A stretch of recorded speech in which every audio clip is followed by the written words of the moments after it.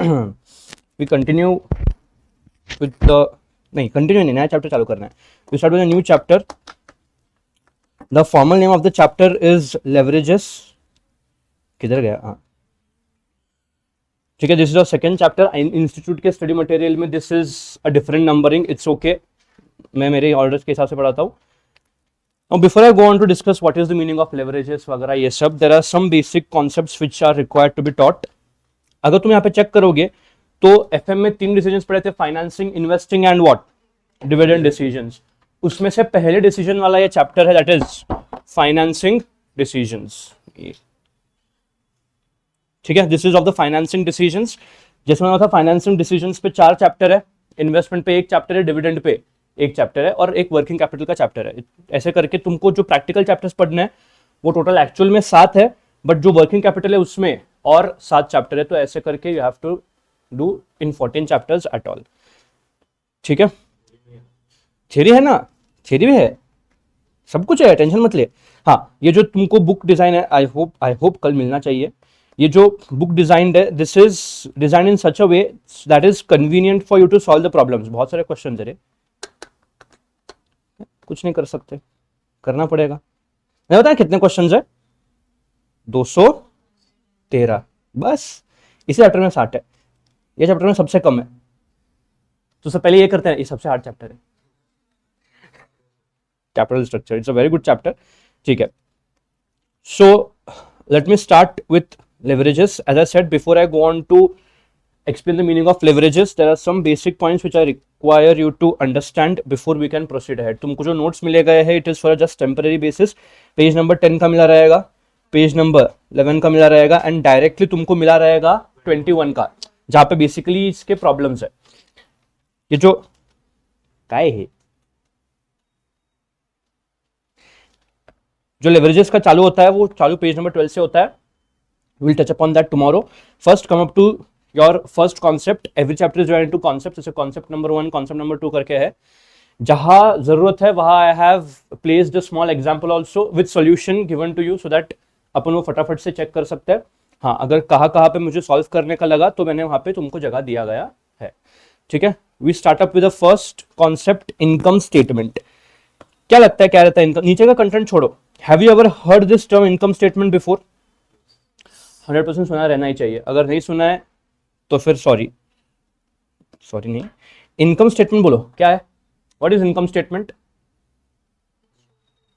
It shows the income. आए शाबाश. Vertical profit and loss account को तुमने एज पर शेड्यूल 3 बोला था income statement, statement of profit and loss और income statement. As madam said, ये इनकम स्टेटमेंट क्या दर्शाता है? इट शोज इनकम और your final profits. Profits earned by the company is shown by the income statement in a very simple word. अब जो accounts में अपन income statement पढ़ते हैं, जो अकाउंट में अपन P&L अकाउंट का स्टेटमेंट पढ़ते हैं, that is a very comprehensive statement. I hope सबने शेड्यूल 3 का देखा है statement. Has everyone at least observed कैसे दिखता है वो? बहुत सारा उसमें इंफॉर्मेशन भरा रहता है.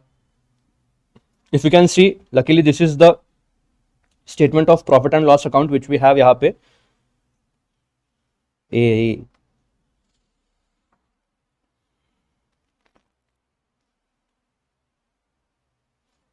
This is the statement of profit and loss account. If you can see, ये इसी को इनकम स्टेटमेंट बोलते हैं. एंड लास्ट में ये अपने को क्या दर्शाता है कि भाई how much is the profit for the particular year.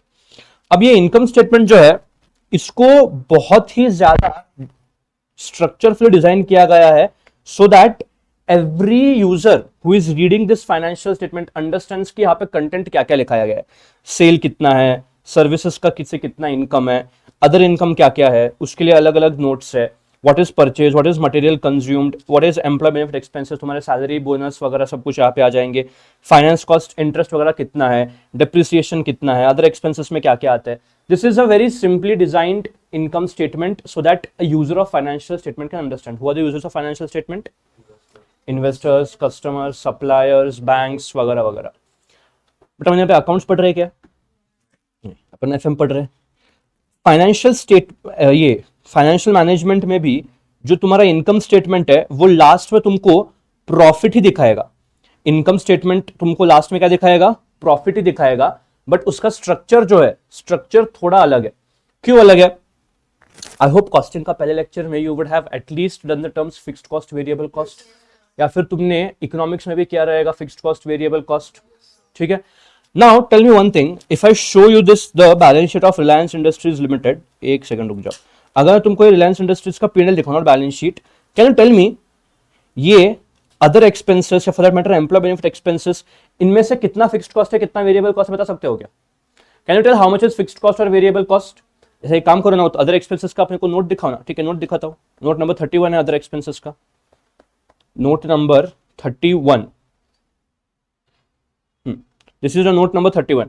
Can you please tell me इनमें से कौन सा फिक्स्ड कॉस्ट है, कौन सा वेरिएबल कॉस्ट है? क्या बता सकते हो? मुझे प्रॉपर ये चाहिए, बाइफरकेशन कैसा चाहिए, इतना वेरिएबल इतना fixed. Can you tell? The answer is big no. Why? Because when you prepare financial statements for the users को फर्क नहीं पड़ता कि तुम्हारा फिक्स्ड कॉस्ट कितना है, वेरिएबल कॉस्ट कितना है। यूजर्स को क्या फर्क पड़ता है कि भाई तुम्हारा रेवेन्यू कितना है, तुम्हारे खर्चे कितने, तुम्हारा प्रॉफिट कितना है, बात खत्म। But when as I said, this management accounting, which financial management is a branch of management accounting, so this is relevant for the decision makers. अगर ये relevant है decision makers के लिए, तो as a decision maker, as the management of the company, I should know कि भाई मेरा fixed cost कितना है, मेरा variable cost कितना है। उसका bifurcation management को ही मालूम रहता है, because ultimately management is the one who is actively involved in the day-to-day operations. So इसीलिए ये income statement इस तरीके से डिजाइन किया जाता है, जहां पे तुमको वेरिएबल कॉस्ट कितना है, फिक्स्ड कॉस्ट कितना है, कौन से कॉस्ट कितने हैं, वो उसका सबका तुमको क्या रहता है, बाइफरकेशन रहता है। अब जब ये इनकम स्टेटमेंट हम बनाते हैं, इसमें कुछ चीजें ऐसे हैं जो हम स्पेसिफिकली टेक्निकल नेम्स से जाने जाते हैं। पहला वाला देखो क्या है, sales. Everyone understand the meaning of sales? Revenue earned from the operations of the business. But can you see, operation से पहले एक वर्ड है, principal operations. Sir, my business is into the manufacturing of automobiles. ठीक है, मैं जो automobile cell करके revenue कमाता हूं वो मेरे सेल्स में जाएंगे। At the same time I have invested some money in bank fixed deposit, I have invested some money in stock market. जो बैंक से इंटरेस्ट मिलता है, स्टॉक मार्केट से जो डिविडेंड मिलता है, is it my principal operation? What is my principal operation? Manufacturing and selling vehicles. तो यहां सेल में क्या आएगा? Revenue earned from the principal operations of the business. ठीक है, यहां पे तुम्हारा अदर इनकम आएगा नहीं। ठीक है, फिर उसके बाद आता है वेरिएबल कॉस्ट। वेरिएबल कॉस्ट का मतलब क्या होता है? What is the meaning of variable cost? The cost which changes with the change in the production और change in sales, change in quantity, in very simple terms. Sale में से हम सबसे पहले वेरिएबल कॉस्ट जो है वो माइनस करते हैं। Variable cost is the cost incurred which directly varies with what? Level of production or sales. ठीक है, अब जब मैं sales में से variable cost minus करता हूं, I get a term, I get something and that is called as contribution. अब ये contribution का नाम contribution ही क्यों पढ़ाया गया है? Because ये contribution अपने को क्या डिपेक्ट करता है? देख, यहां सेल में मैंने variable cost कंसिडर किया, did I consider fixed cost? No. This contribution tells me कि हाउ मच आफ्टर तुम्हारे सेल्स में से अगर वेरिएबल कॉस्ट माइनस हो जाता है तो तुम्हारे पास कितना पैसा अवेलेबल है to pay what? Fixed cost. So contribution क्या होता है? The amount available to pay fixed cost. So contribution में से I do what? Fixed cost minus करता हूं मैं। Contribution minus fixed cost. Fixed cost का मतलब क्या होता है? The cost which remains the same irrespective of your production levels. हाँ, जाहिर सी बात है, अगर इन्फ्लेशन वगैरह अज्यूम करोगे तो फिक्स्ड कॉस्ट चेंज भी हो सकता है। For example, rent is a fixed cost, factory rent is a fixed cost for a company, but year on year inflation की वजह से रेंट का अमाउंट चेंज हो सकता है। That change is not because of change in production, it is because of change in price levels, इसलिए it will be still categorised as what? Fixed cost only. तो sales minus variable cost क्या मिलता है? Contribution. Contribution का मतलब क्या? The amount payable, the amount available to pay what? Fixed cost. उसमें से क्या माइनस करेंगे? fixed cost. Then we get a term, I hope everyone has at least heard of this, earning before interest and taxes, EBIT सुना रहेगा, कभी ना कभी गलती से सुना रहेगा। सीबीएसई वाले ने सुना रहेगा, स्टेट वाले थोड़े दैट इज डाउटफुल बिकॉज तुमको जो रेशियो एनालिसिस था वो डिटेल में नहीं था। सीबीएसई वाले ने 100% सुना रहेगा earning before interest and taxes. मतलब क्या? सेल में मैंने क्या माइनस किया? Variable cost. Please tell me one thing. Is interest on loan a variable cost? Is interest on loan a variable cost? The answer is no. So ये variable cost में interest नहीं आया है, आके ना. अच्छा, is interest on loan a fixed cost? Why no? Just because you're not doing production, will you say the bank कि मैं interest पे नहीं करूंगा? सुनो, interest cost is a fixed cost, but it is a fixed financial cost. There are two terms, fixed production cost and fixed financial cost. यहां पे जो मैंने fixed cost लिया है उधर लिखो this is a fixed production cost. Fixed production cost.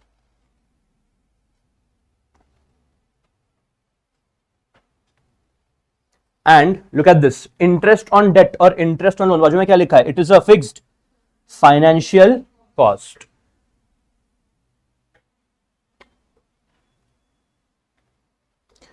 So अगर मैं कंट्रीब्यूशन में से फिक्स्ड कॉस्ट माइनस करूं, I get earnings before interest and taxes. Before का मतलब क्या? Before deduction. So how much are my earnings, how much are my profits before I deduct interest and before I deduct what? Income tax on that. So amount available, अब सुनना, contribution क्या था? Amount available to pay fixed cost, तो उसमें से मैंने fixed cost minus किया. EBIT मतलब क्या था? Amount which is available to पे two things, one is, second one is perfect. EBIT is amount available to pay interest on loan and what? Income tax. So EBIT में से मैंने minus क्या किया पहले? इंटरेस्ट ऑन लोन और interest on debt. EBIT minus interest, I get earning before tax. See, I have deducted interest. मतलब EBIT में से अगर इंटरेस्ट गया तो जो भी अर्निंग्स बचे वो किसके लिए है? टैक्स पे करने के लिए. तो मैंने उसको क्या बोला? Earnings before what? टैक्स. उसमें से deduct what? Income tax. And I ultimately get profit after tax or earnings after tax. देखो, पहले यहां तक स्टेटमेंट को अच्छे से ऑब्जर्व करना. My starting point will always be what? Sales minus variable cost. I get a technical name called as what? Contribution. Contribution का मतलब क्या? Amount available to pay fixed cost. Contribution में से मैं क्या माइनस करूंगा? What will I get? Earnings before interest and taxes. क्या होता है ये EBIT?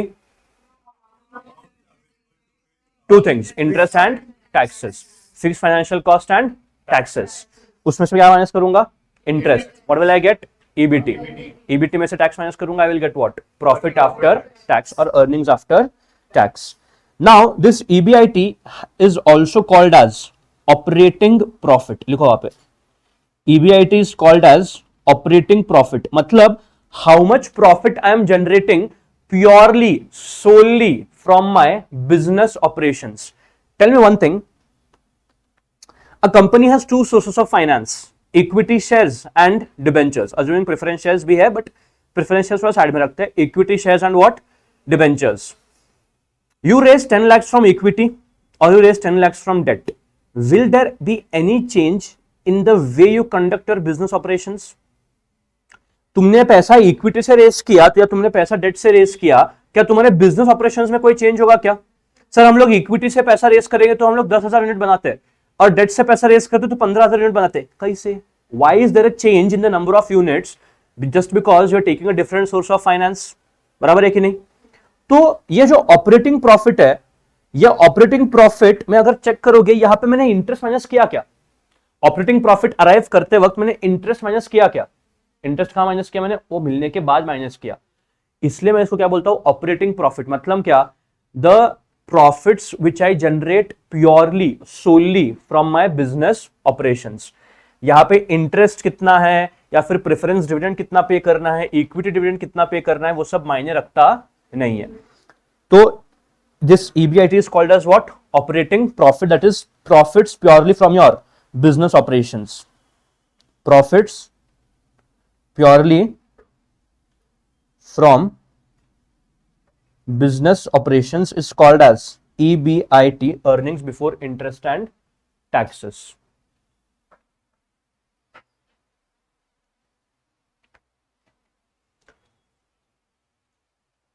अब सुनो,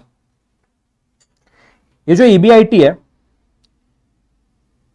EBIT has 4 divisions which we have to understand. पहला, ये जो earning before interest and taxes है, tell me if a company has taken interest will have to pay, if a company has taken loan, क्या उसको interest पे करना पड़ेगा? तो ईबीआईटी का कुछ हिस्सा इंटरेस्ट ऑन लोन पे करने के लिए जाएगा, कुछ हिस्सा स्लीपिंग पार्टनर को देना पड़ेगा। Taxes government is a sleeping partner in every business. मजाक था, सीरियस नहीं है।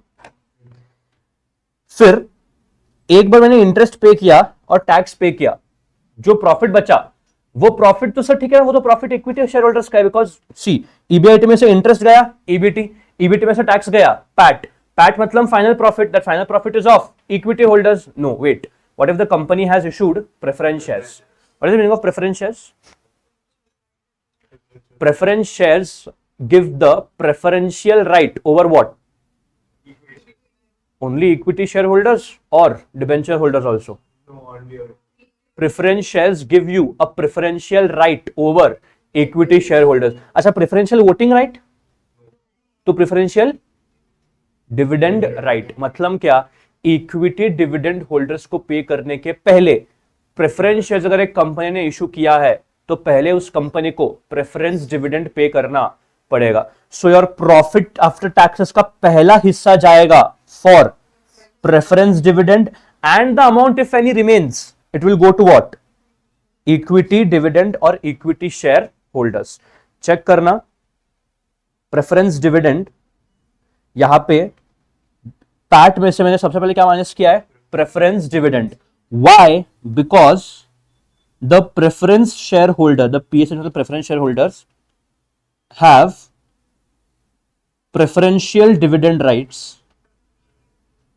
have preferential dividend rights over equity dividend or equity shareholders. The preference shareholders have preferential dividend rights over equity share holders और equity dividend. तो sir profit after taxes में अगर एक बार preference dividend minus हो गया तो जो पैसा बचा वो किसका रहेगा?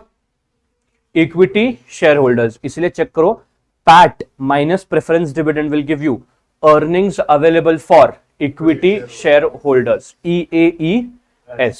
ठीक है, earnings available for equity share holders. Let us से तुम्हारा प्रॉफिट या फिर for that matter your earnings available for equity share holders is ₹10 lakh. 10 lakh का तुम्हारा क्या है? Earnings available for equity share holders. Total shares और total equity shares issued by the company is 10,000। 10 lakh का प्रॉफिट है जो इक्विटी शेयर होल्डर्स में बांटना चाहिए। हर एक जितने कंपनी ने शेयर्स इशू किए हुए कितने हैं? 10,000। तो टेल मी एक शेयर होल्डर को कितना प्रॉफिट एलोकेट होगा? 10 लाख डिवाइड बाय 10,000 मतलब एक शेयर होल्डर को कितना प्रॉफिट एलोकेट होगा? 100 रुपए का। That 100 rupees is called as earning per share. मतलब how much of these earnings are allocated to per share allocated to individual share holder, उसको बोलते हैं earning per share. It is very commonly called as EPS। Company का EPS कितना है बोल, company का EPS कितना है, EPS ज्यादा है कि कम है बोल। EPS मतलब क्या? Earning per share. एक शेयर होल्डर का कितना अर्निंग में एलोकेशन होता है। सो EAES divided by number of shares will give you what? EPS। अब सुन लेना, बहुत बार एग्जाम में क्या होता है, we ignore preference dividend and अपन क्या करते हैं मालूम है क्या? पैट निकालते हैं, पैट तक सब लोग निकालते हैं, PAT divide bye number of shares therefore EPS straight away 0। Why? Earning का कुछ हिस्सा प्रेफरेंस डिविडेंड को भी मिलना चाहिए अगर कंपनी ने इशू किया है तो इसलिए प्लीज ये भूलना मत, प्रेफरेंस डिविडेंड तुमको पहले माइनस करना पड़ेगा, बिकॉज अर्निंग का जो प्रॉफिट का हिस्सा है वो कुछ हिस्सा प्रेफरेंस डिविडेंड को जाना ही चाहिए अगर कंपनी ने इशू किया है तो। ठीक है, then you get earnings available for equity share holders. But तुम में से कोई पूछेगा सर एक जो शेयर होल्डर होता है उसका अर्निंग तो सिर्फ डिविडेंड होता है ना जो कंपनी उसको पे करती है। इक्विटी शेयर होल्डर उसका अर्निंग क्या होता है, उसका इनकम क्या होता है? डिविडेंड। ऐसा नो? तो sir tell me one thing, यहां पे आपने बोला earning available for equity share holders और आपने उसको नंबर ऑफ शेयर से डिवाइड किया और आपने बोला कि हर एक शेयर होल्डर को इतना इतना अर्निंग मिलेगा। बट वो अर्निंग में से कंपनी ने डिविडेंड डिक्लेयर किया नहीं किया, ये आपने कंसिडर क्यों नहीं किया यहाँ पे? लॉजिकली क्या होना चाहिए था, अगर मुझे अर्निंग निकालना था, इनकम निकालना था एक इक्विटी होल्डर का, तो जो भी अर्निंग्स अवेलेबल है उसमें से जितना डिविडेंड कंपनी ने पे किया इक्विटी डिविडेंड, उतना ही तो अर्निंग होना चाहिए था शेयर होल्डर का। आपने पूरा का पूरा अर्निंग क्यों शेयर होल्डर को दे दिया? कौन बताएगा इसका answer? Why the entire earnings have gone to equity shareholders when their income is only what? Dividend. Only the equity dividend should be their income. Why is the entire earnings their dividend? Or why the entire earnings is their income?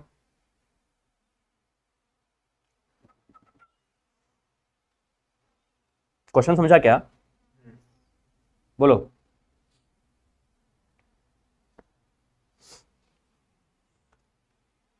Vertical balance sheet सबने पढ़ा है? Vertical balance sheet सबने पढ़ा है? Equity and liabilities में पहला वाला क्या रहता है? Share holders funds. Share holder funds में दो चीजें कौन सी होती है? Share capital and reserves and surplus. एक सिंपल लॉजिक मैं बता, मैं बोलता हूं अर्निंग्स 10 लाख का है, अज्यूम करो कंपनी ने इसमें से डिविडेंड डिक्लेयर किया 6 लाख, तो सर बाकी 4 लाख का क्या हो गया? Reserves and surpluses how much? Tell me one thing. When the company is liquidated, when the company winds up, when the company shuts down, who has right over this 4 lakh? Equity holders or preference holders? Equity holders. तो इसीलिए मैंने पूरा का पूरा 10 लाख को income लिखा है equity holders को, बिकॉज आज नहीं तो कल ये पैसा हम उनको ही देने वाले।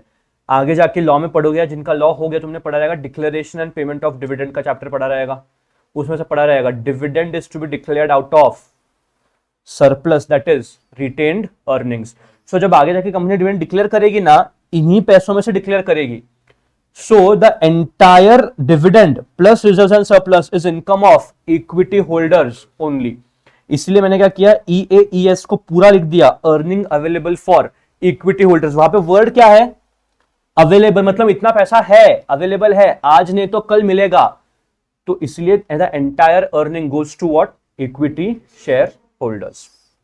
Is the income statement clear? एक बार फटाफट से देख लो फॉर्मेट क्या है। ये फॉर्मेट याद रखना पड़ेगा, देयर इज नो चॉइस, याद भी हो जाएगा, बहुत आसान। Sales minus variable cost will give you what? Minus that will give you EBIT। उसमें से क्या माइनस करोगे? फिर क्या मिलेगा? EBT। उसमें से टैक्स, और क्या मिलेगा? EAT। अच्छा, डिवाइड में नंबर ऑफ शेयर्स करूं? नहीं। तो प्रेफरेंस डिविडेंड पहले माइनस करना पड़ेगा। सर अगर कंपनी ने प्रेफरेंस इशू नहीं किया है, जीरो ले लो वहां पे, तो in that case you can directly take PAT divide by what? Number of shares, and therefore EAS के बाद क्या करोगे? Divided by number of shares will get EPS। ठीक है। Now there are couple of two ratios which you have to understand. यहाँ पे एक होता है तुम्हारा वेरिएबल कॉस्ट रेशियो, एक होता है कंट्रीब्यूशन रेशियो। बहुत ही आसान रेशियोज है। वेरिएबल कॉस्ट रेशियो मतलब क्या? How much is the variable cost as a percentage of sales. Variable cost divide by sales, इसका मतलब क्या? ये जो मैं फॉर्मूला लिखा है, इसको अगर मेरे को इंग्लिश में लिखना है तो क्या बोलूंगा मैं? Variable cost as a percentage of sales. So जो वेरिएबल कॉस्ट रेशियो है, what does this ratio depicts? How much are variable cost as a percentage of sales. How much are a variable cost as a percentage of sales? So total variable cost divided by sales into 100 करोगे तो percentage में आएगा।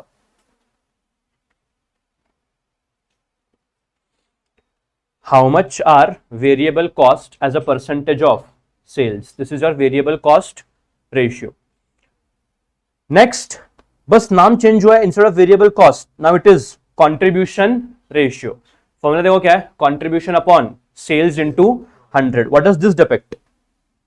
How much is contribution as a percentage of, how much is the contribution as a percentage of sales.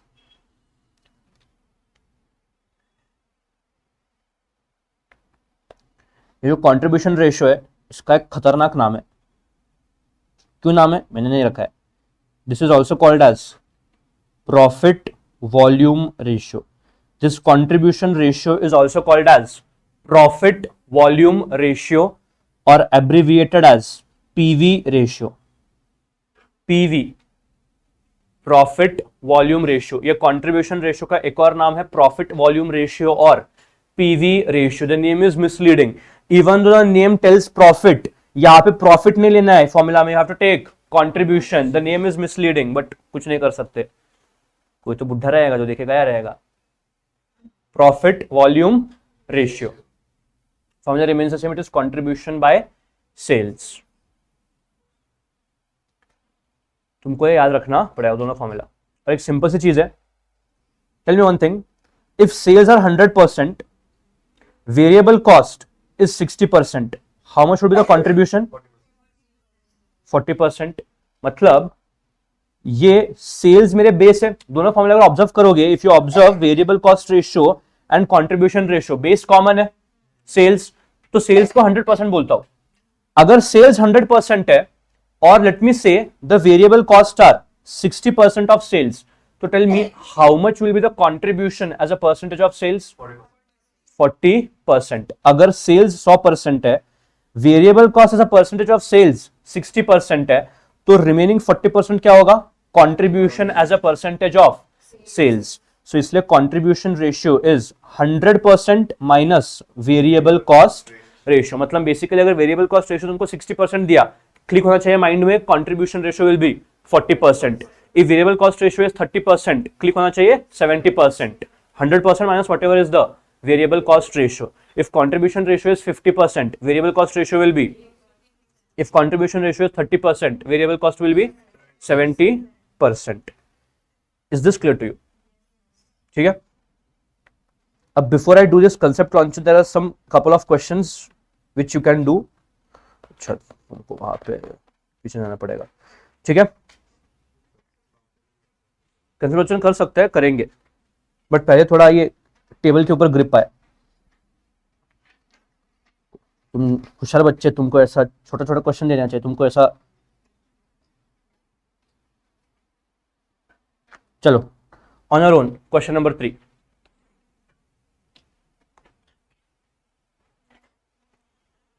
Following information is gathered from the internal records of Enigma Limited. Prepare the income statement. Sales are 20 lakh. Variable cost is 60% of sales. Tell me what is contribution? 40% of sales. 20 lakh का 40% is what? 8 lakh. So variable cost is 60%, मतलब 12 lakh. Contribution कितना होगा? 8 lakh. Fixed cost is 4 lakh. Interest is 1.2 lakhs. Preference share capital at 10% is 2 lakh. Now सुनो, ये 2 lakh share capital है, dividend उसका 10% होगा. Please don't take preference dividend as 2 lakh. Preference dividend 10% of 2 lakh. Tax rate is 25%. Number of equity shares are 25,000.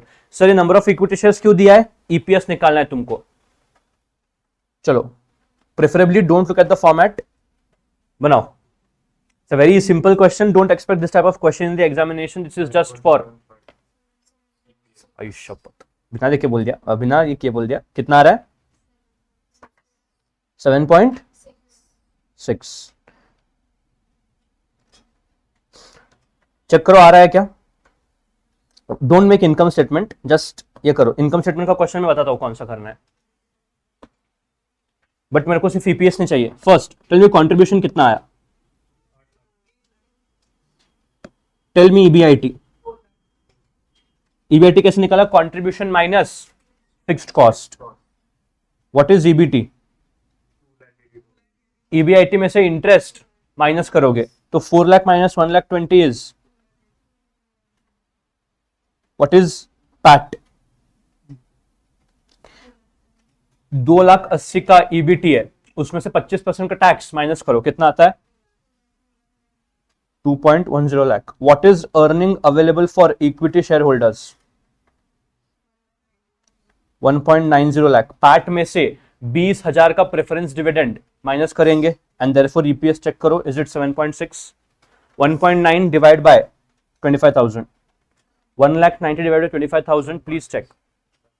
7.6.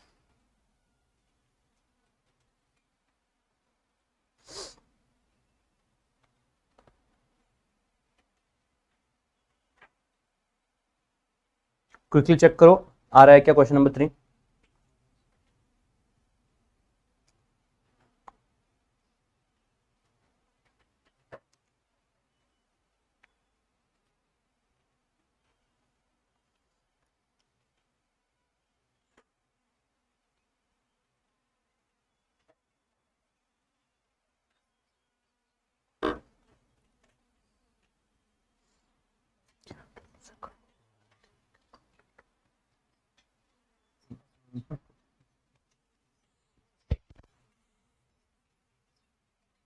Done हुआ है।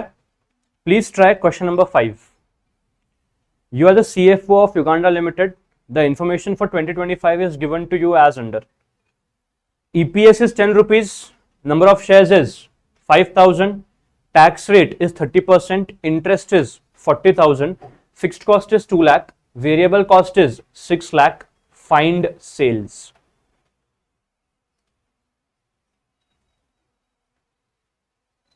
Apply brains.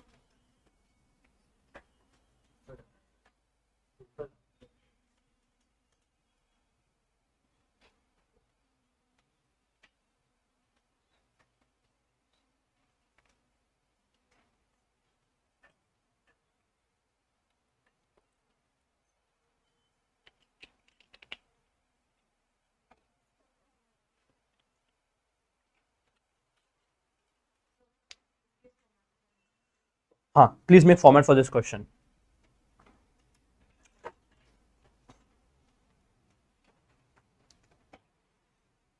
सी format से तुमको थोड़ा ये लेना पड़ेगा, why because the chapter of leverages, आगे जो क्वेश्चन है ना, almost in every question you are required to make what, income statement only.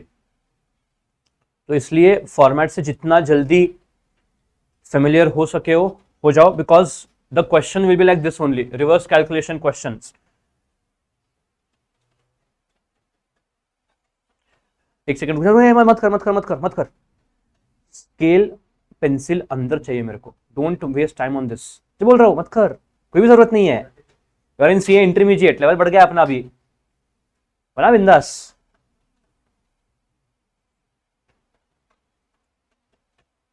See the only concern is if you do ये स्केल पेंसिल अगर तुम करोगे ना तो एग्जाम में टाइम नहीं पूरेगा तुमको, देखा रहेगा अकाउंट्स में, बराबर ना।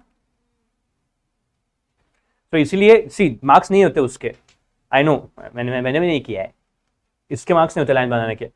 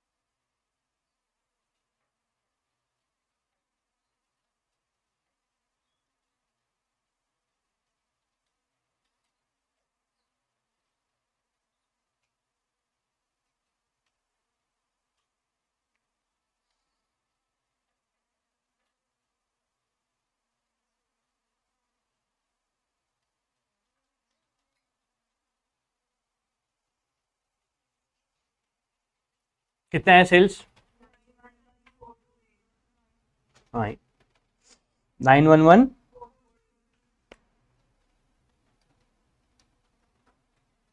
ओके। किसे कुछ लगा रहा है?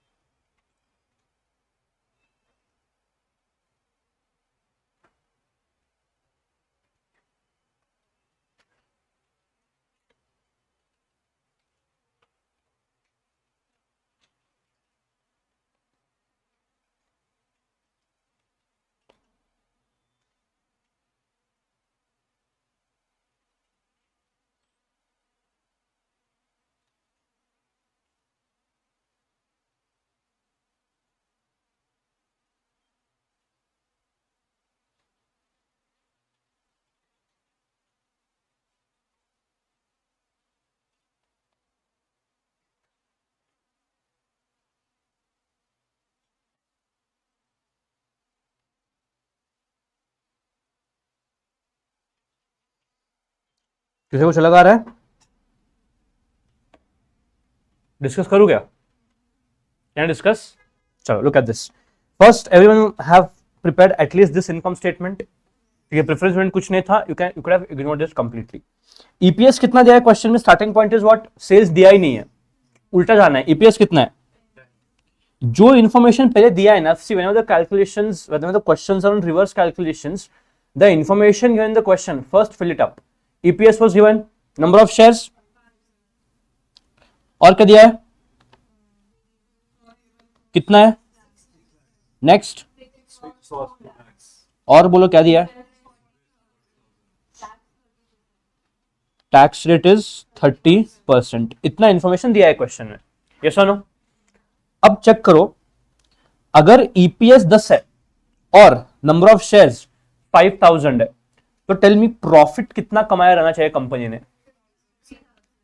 सी, एक शेयर होल्डर को प्रॉफिट जा रहा है 10 रुपए का, नंबर ऑफ शेयर्स 5000 है, यानी कि टोटल प्रॉफिट्स कितने रहेंगे?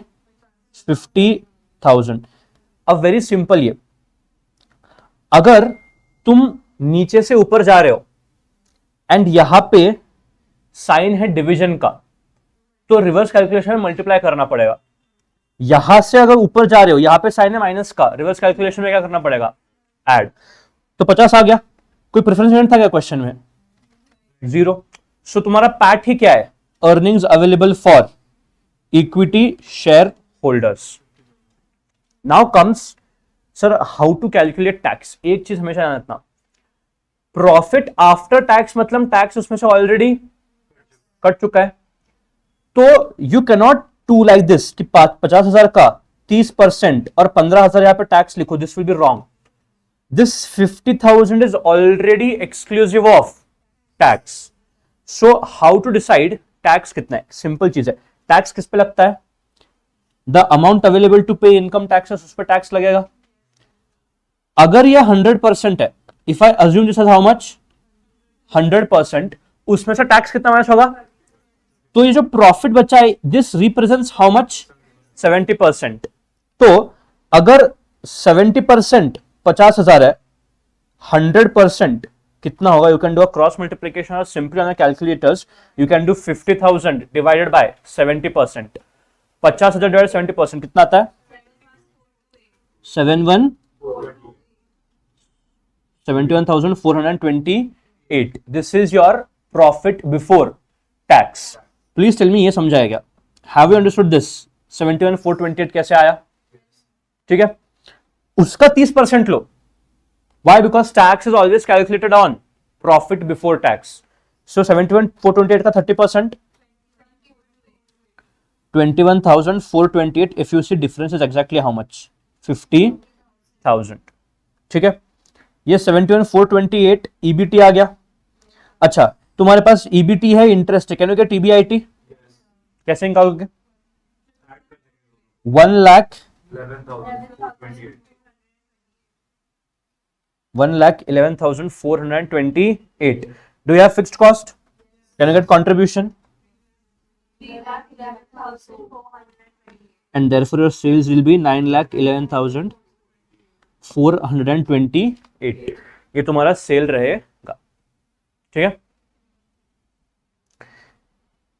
It's just a matter of 1 point. अगर तुमको टैक्स निकालना आ गया, बाकी पूरा information is done.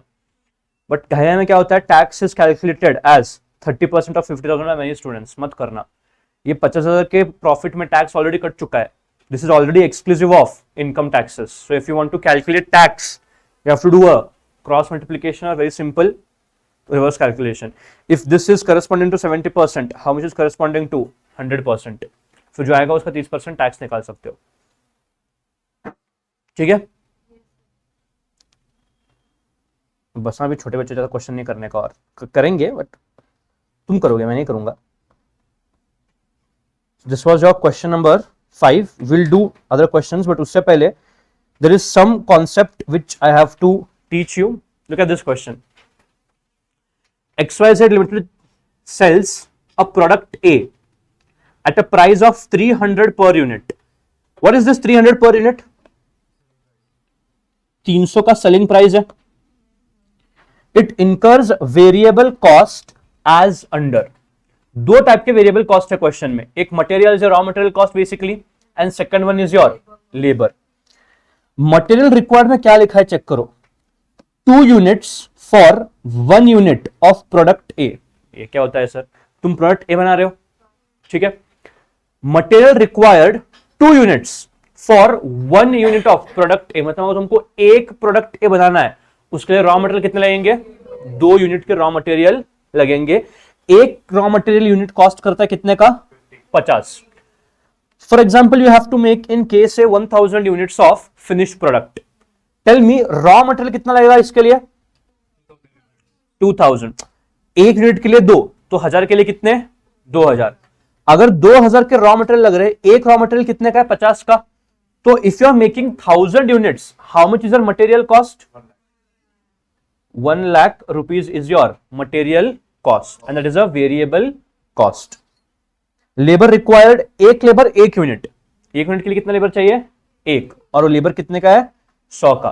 So 1000 units means 1000 labours, and एक लेबर कितने का है, 100. So this also becomes how much, 1 lakh होता है, ठीक है. 1 लाख होता है कि, हाँ 1 लाख होता है, सॉरी. तुमको क्या करना है, elucidate your results on the basis of variable cost and contribution ratio. मतलब यहां पे मुझे दो चीज तुमको सिखानी है कि अगर मैं अलग अलग यूनिट्स बेचता हूं, 1000 से 800, 800 से 500, if I sell different number of units, you will observe my variable cost and contribution ratio, they will not change.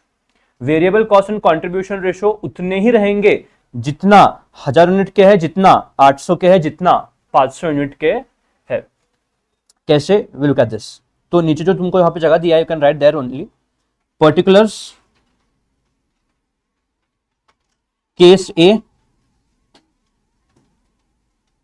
Case B and case सी.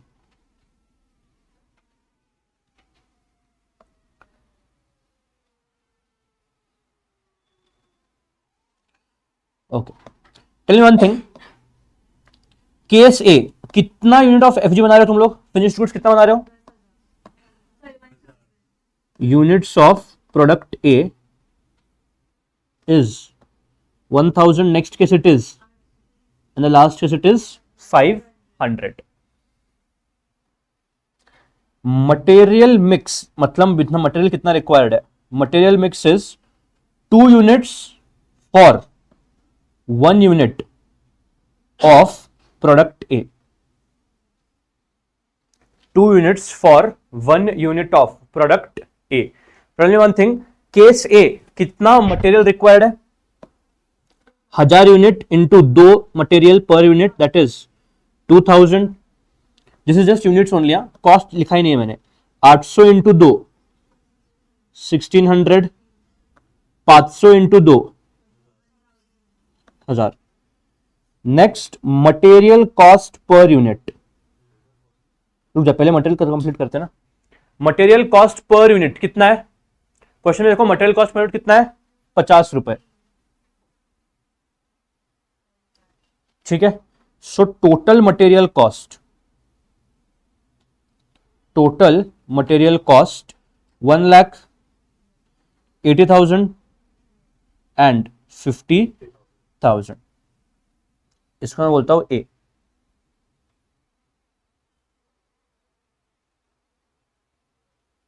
अब मटेरियल के बाद कौन सा आएगा? लेबर आएगा। लेबर मिक्स क्या है? 1 यूनिट 1 लेबर, 1 यूनिट और 1 labour for 1 unit, 1 labour for 1 unit of product A, 1 labour for 1 unit of product ए। तो अगर प्रोडक्ट ए तुम बना रहे हो in the first case 1000 units, तो लेबर कितने लगेंगे? 1000। Second case will require and last case will require 500 laborers. Labor cost per unit, that is 100 rupees, 100 rupees and 100 rupees. Total labor cost, coincidentally is also same, 1,80,000 and 50,000. ये B बोलता हूं मैं। So total variable cost A plus B 2 lakh, 1,60,000 और 1 lakh.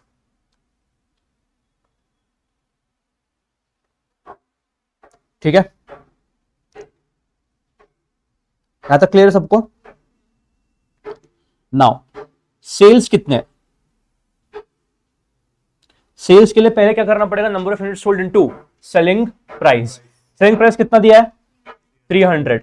First case your selling 1000 units, so 1000 into 300, आगे बढ़ो, 800 into 300, 500 into 300, 1.5 lakh. Sales से क्या minus होते हैं? और therefore I get what? Contribution. Do I know variable cost?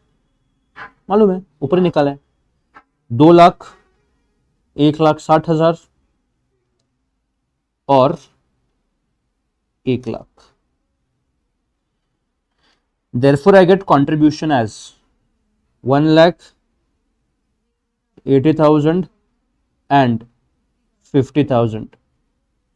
Variable cost ratio क्या है? Formula variable cost upon sales into 100। बोलो, calculate for each, you will observe it remains same.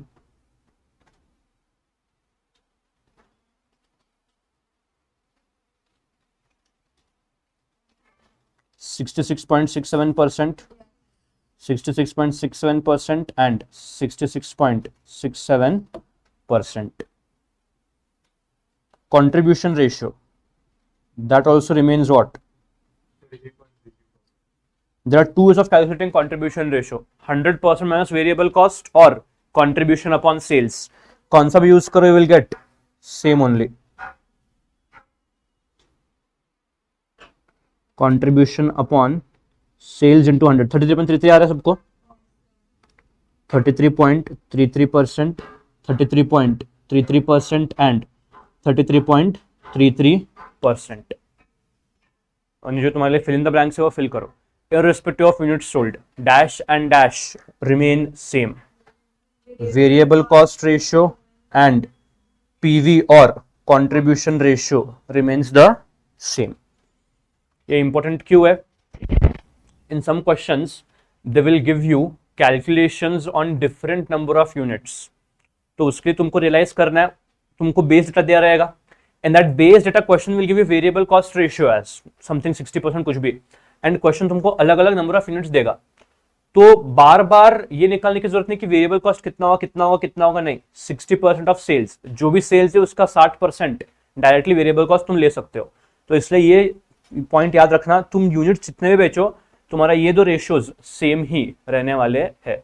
Variable cost ratio and contribution ratio remains the same unless some other changes are happening. Other changes not part of FM will come in costing.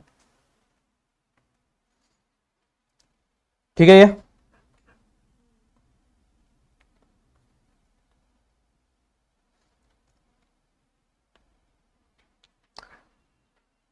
Try question number 9 अभी के अभी। हाँ जी, question number 9, Riya limited operates at 75% capacity. अच्छा, तुमको capacity मालूम है ना क्या रहता है? कैपेसिटी मतलब देख, 100% capacity is the total capacity. अब मशीन में भी operating at a lower capacity also, so यहां पे it is operating at how much capacity? 75% capacity and generating कितने के सेल्स? 18 लाख के सेल्स। सिंपल मेरे को बताओ, अगर 75% पे 18 लाख का सेल कमा रहा है, तो what is the maximum capacity cells which this company can achieve? अगर 75% पे 18 लाख है, तो 100% पे 24 लाख होगा। कैसे? Again the same technique of reverse calculation, ये क्रॉस मल्टीप्लीकेशन, और सिंपली 18 लाख डिवाइड बाय 75% कर सकते हो। Variable costs are 65% of sales. My question to you is, if the capacity changes, if the capacity instead of 75%, जैसे question में है, अगर 90% का कैपेसिटी हो गया, assuming no other information is in the question, will this variable cost percentage change? If capacity changes, assuming no other information given in the question, should your variable cost percentage change? The answer is no. Why? ऊपर तुमने लिखा है irrespective of units sold, variable cost ratio and contribution ratio remains the same. So if you look at the further question, but यहाँ पे change होगा, क्यों मैंने लिया है? फिक्स्ड कॉस्ट कितने हैं? 4 lakh, interest 1,20,000, tax rate is 30%, equity shares is 20,000. In the upcoming year, company plans to operate at 90% capacity. Can you get the sales at 90% capacity? कितने होंगे sales at 90%? 18 lakh divide by 75% करोगे, 100% कैपेसिटी के sales आएंगे, into 90% करोगे, 90% capacity के आएंगे कितने? 21.6 lakhs. Variable cost percentage drops to 60%, change हो रहा है. Fixed cost rises by 1 lakh due to inflation. So existing fixed cost 4 lakh, new fixed cost 5 lakhs. Interest rises to 1 lakh 50. Original interest 1 lakh 20. What is new interest? 1 lakh 50 he, 2 lakh 70 नहीं. Rises 2 है. 2 मतलब क्या? उधर तक पहुंचा है. Rises by मतलब क्या? उतने से बढ़ा है. Fixed cost rises by 1 lakh. So 4 lakh का 5 लाख हो गया. बट इंटरेस्ट राइजेस टू 1,50,000 मतलब क्या? जो 1,20,000 है वो कितने पे पहुंच गया? 1,50,000.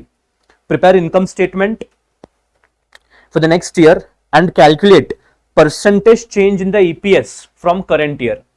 सो बेटर यही रहेगा, दोनों साल का इनकम स्टेटमेंट बनाओ at 75% capacity and at 90% capacity. Check करना ईपीएस में कितना परसेंटेज चेंज आ रहा है.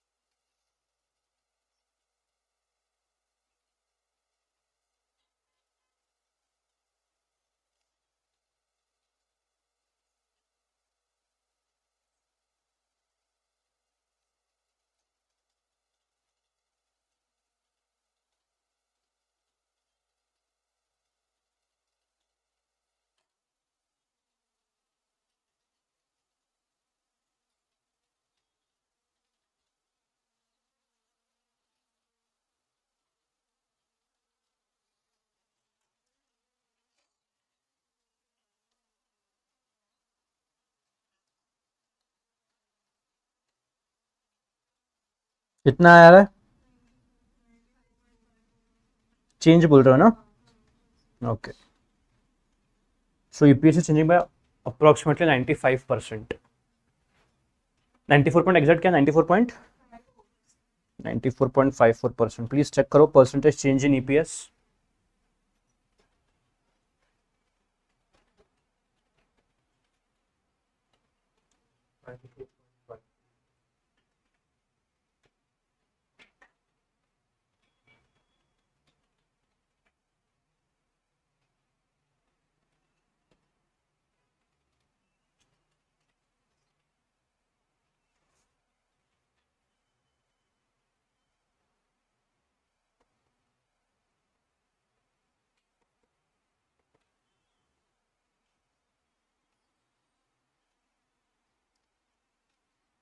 Before I forget one thing, everyone go to your first page of the notebook, start doing page numbering। Page numbering करना है notebook का। इतना ज़्यादा ये है यहाँ पे कंटेंट कि यू शुड इजीली अंडरस्टैंड कौन से पेज पे कौन सा क्वेश्चन सॉल्व किया गया है, इसलिए प्लीज नोटबुक का पेज नंबरिंग करना पहले। Immediately do first that. And suppose तुमने क्वेश्चन नंबर 9 सॉल्व किया पेज नंबर 10 पे, तो कृपया करके टिक करके लिखो वहाँ पे इसका सोल्यूशन पेज नंबर 10 पे मिलेगा करके। इतने सारे क्वेश्चन है, कल कोट के ये क्वेश्चन किधर है, किधर मिलेगा? Please make a habit of this, notebook का पेज नंबरिंग कीजिएगा ताकि समझे कौन सा क्वेश्चन किधर है।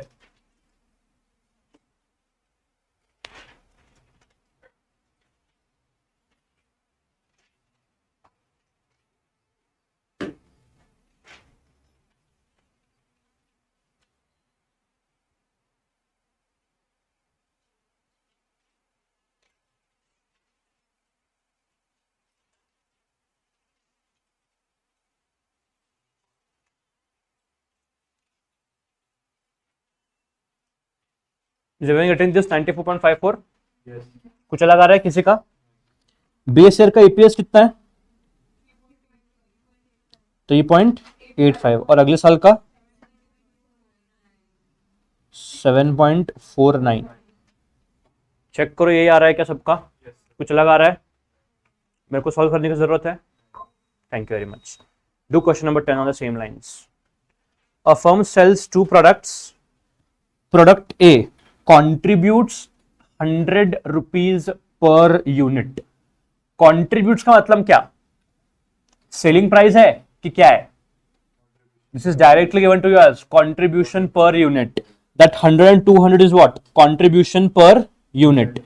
नंबर ऑफ यूनिट सोल्ड है 2000 और 1000, तो you can get total contribution by product A, total contribution by product B. Fixed cost is how much? 2.5 lakh। Interest is 50,000, tax rate is 30%, equity shares is 5,000। पहले तो income statement prepare करना। And next, if product B is dropped, by dropping product B, if the company sells product A के 3,000 unit. देख अभी भी company 3,000 बना रही है, बट वो 3,000 में कुछ प्रोडक्ट ए का है, कुछ प्रोडक्ट बी का है। So question is asking you, if the product B is entirely dropped and सिर्फ ए के 3,000 यूनिट्स बिके जाए, तो इंपैक्ट क्या होगा ईपीएस पे? तुमको प्रोडक्ट वाइज करने की जरूरत नहीं है। You can get total contribution for the base year, that is 2,000 into 100, 1,000 into 200, and then बाकी इंफॉर्मेशन दिया है, बाकी कोई इंफॉर्मेशन चेंज भी नहीं हो रहा है। और सेकंड केस ये बनाओ कि अगर प्रोडक्ट भी ड्रॉप हुआ और सिर्फ ए को सेल किया गया, तो कितना आएगा EPS and what is the percentage change in EPS? Same as question number 9 but a simpler version. हाँ, तुम सेल से चालू नहीं कर नहीं सकते, directly start with contribution. Sales and variable cost का डेटा नहीं है, there is no other way in which we can find out also. Directly start your train from contribution.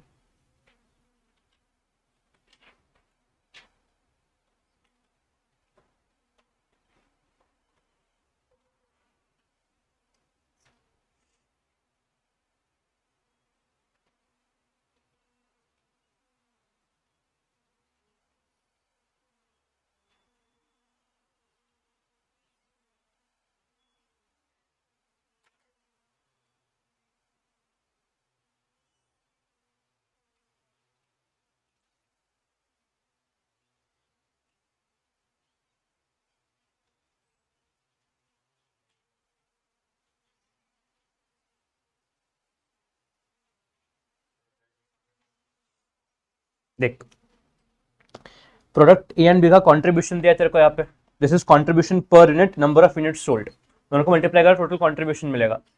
ए का टोटल कंट्रीब्यूशन, बी का टोटल कंट्रीब्यूशन ले ले, बाकी नीचे सब कुछ इंफॉर्मेशन दिया है, कंट्रीब्यूशन से ईपीएस पे जा। सेकंड केस बोला है अगर प्रोडक्ट भी ड्रॉप है, मतलब अगर ये तो बेचता ही नहीं है, इंस्टेड इधर जो 2000 बेच रहे हैं उसके बाद 3000 अगर बेचेगा, तो फिर तेरा ईपीएस पे क्या इंपैक्ट आएगा, मतलब प्रोडक्ट भी हटा दे टोटली, कंट्रीब्यूशन सिर्फ ए देगा तेरे को 3 लाख का, एंड फिर बाकी का information remains the same. What is the impact on EPS is the question asking you.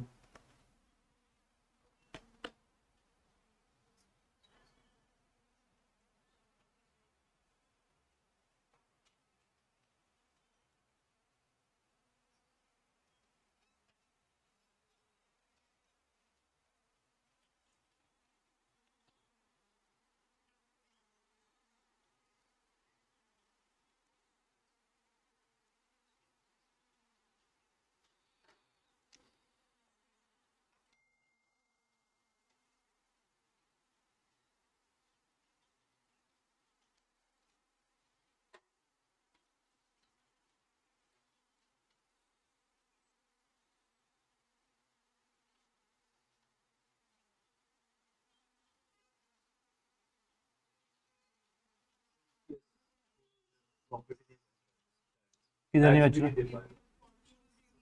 क्योंकि 3 लाख में से 2.5 लाख चला जाएगा तो फिर 50,000 ही बचेगा इंटरेस्ट पे आउट का। और इंटरेस्ट पूरा पे आउट हो रहा जीरो है, हो गया, उसके आगे जीरो ही हो जाएगा। सब कुछ जीरो हो जाएगा, करो ना जीरो, फिर क्यों नहीं हो सकता?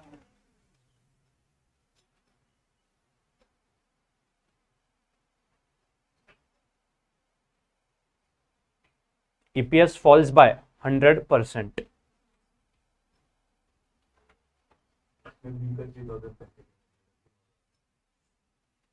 फिर बहुत ज़्यादा था, 6 लाख नहीं, हाँ हाँ 6 लाख।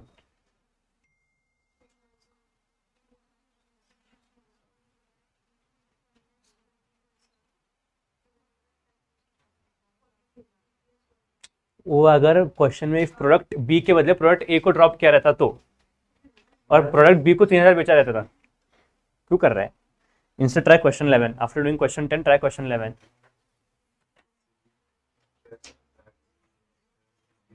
ए रुको, पहले बेस केस का ईपीएस तो बोलो, इधर ईपीएस कितना है फर्स्ट केस का, एंड सेकंड का जीरो आ रहा है ना, तो ईपीएस इज चेंजिंग बाय और डिक्लाइनिंग बाय 100%।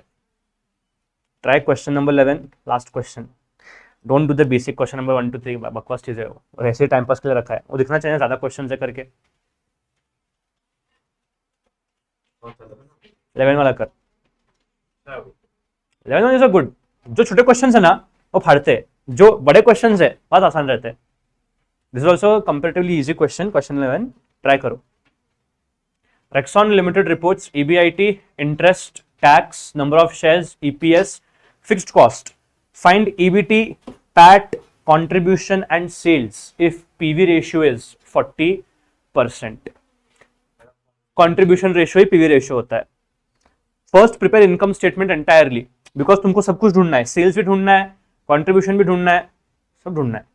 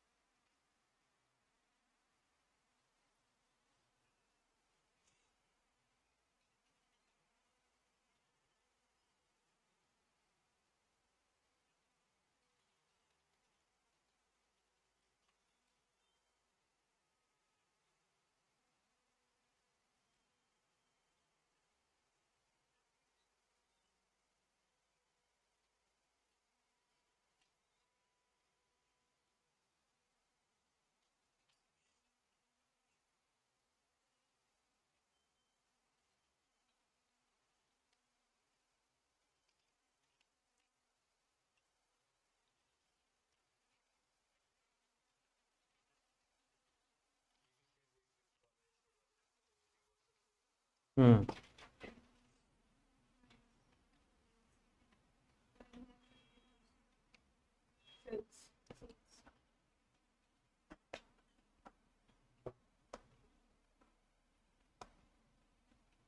आगे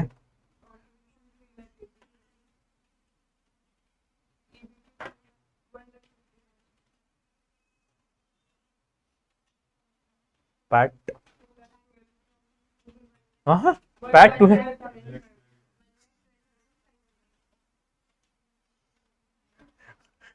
ईबीटी 1.5 लाख, पैट कैसे 2 लाख गया है?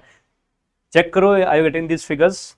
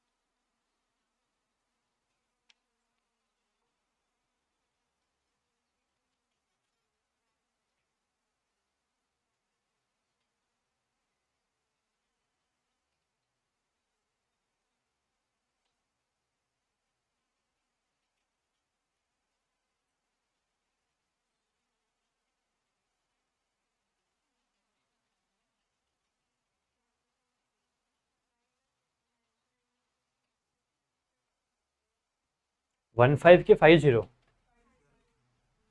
सेल्स,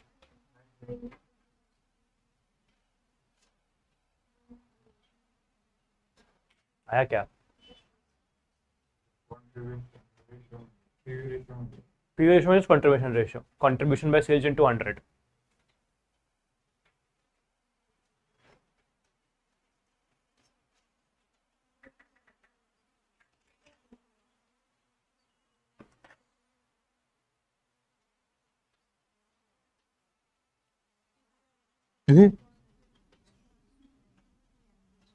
भूल गया।